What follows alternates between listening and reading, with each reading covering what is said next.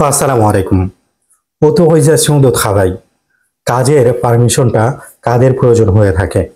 প্রথমত যদি কিনা আপনারা সেম মালিকের জন্য কাজ করে থাকেন এবং আপনাদের চুক্তিপত্রতে কোনো ধরনের কোনো পরিবর্তন আসেনি এবং আপনারা কাগজের জন্য নবায়ন করার জন্য আবেদন করেছেন, বিদ্যুৎ সেচের জন্য আবেদন করেছেন, তাহলে আপনাদের নতুন করে কাজের পারমিশনটার প্রয়োজন হবে না।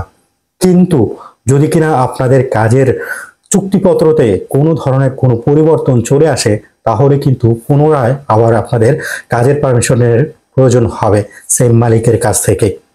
আর যদি কিনা দেখা যেয়ে থাকে আপনারা কাগজ জমা দিয়েছেন, নতুন করে জমা দিয়েছেন নবায়ন করার জন্য, সাথে করে আপনাদের কাজের স্থানটা পরিবর্তন হয়েছে, তো সেই ক্ষেত্রে আপনাদের কিন্তু নতুন মালিকের কাছ থেকে কাজের পারমিশনের প্রয়োজন হবে এবং সেই পারমিশনটা আপনাদেরকে পিপিচারে দিতে হবে, যাতে করে সেটার উপরে ভিত্তি করে তারা সিদ্ধান্ত নিতে পারে।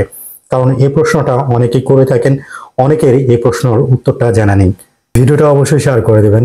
আসসালামু আলাইকুম।